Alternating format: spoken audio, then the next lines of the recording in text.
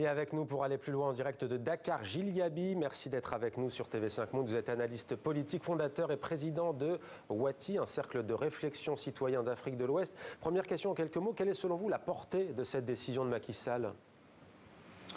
Bonsoir. Je pense qu'il s'agit d'une décision sage. Je crois qu'un de vos interlocuteurs à Dakar a utilisé cette expression. C'est une décision qui est sage pour le Sénégal, pour la stabilité, la sécurité du pays et aussi pour le signal que cela donne à l'échelle de la région ouest africaine qui est quand même traversée par une remise en cause des pouvoirs civils et parfois aussi une remise en cause des principes démocratiques.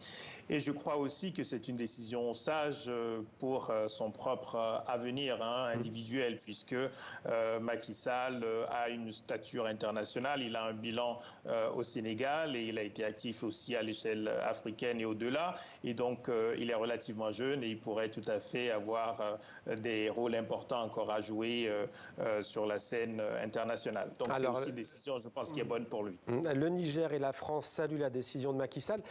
Mais pour bien comprendre, Macky Sall ne fait que respecter la Constitution et pourtant, certains de ses adversaires y voient une conséquence de ce qu'on appelle, entre guillemets, le dégagisme. Est-ce qu'il y a cette dimension dans cette affaire, selon vous ? Non, je crois qu'il n'y a pas de dégagisme. Effectivement, Macky Sall ne fait que respecter la limitation des mandats. Mais il n'a pas été tenté par ce troisième mandat ? Il n'a pas été tenté par ce troisième mandat ?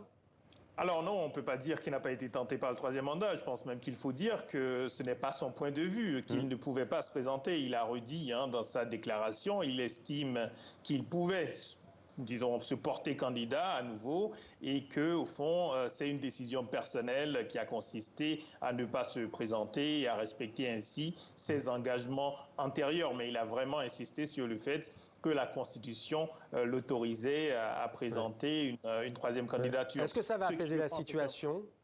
Est-ce que l'opposant Ousmane Sonko, on le rappelle, a appelé ses partisans, je le cite, à poursuivre le combat ?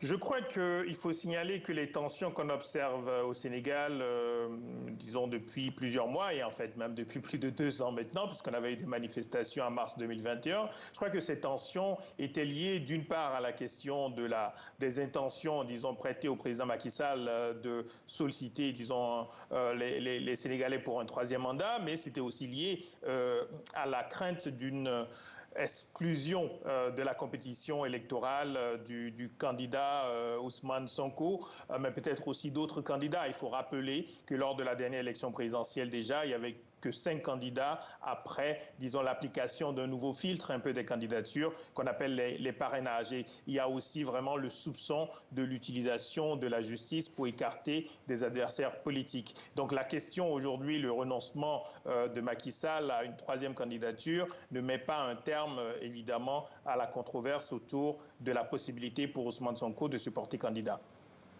Merci beaucoup Gilles Yaby en direct de Dakar au Sénégal pour TV5 Monde. Merci pour votre éclairage.